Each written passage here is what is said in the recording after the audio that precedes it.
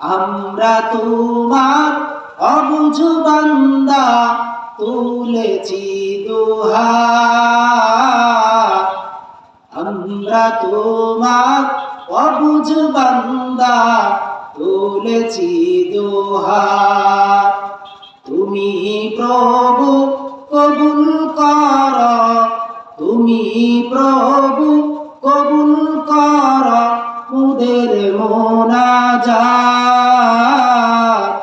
আমরা তোমার অবুঝ বান্দা, তুলেছি দুহাত। কথা কোন ঠিক কিনা?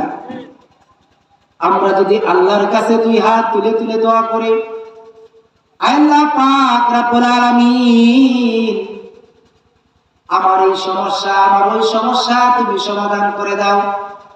আমি জীবনে বহু গুনাহ করেছি, আমার গুনাহগুলি মাফ করে দাও। আল্লাহর কাছে ক্ষমা চাইতে দেরি হয়, আল্লাহ পাক রব্বুল আলামিন মাফ করতে দেরি করে না।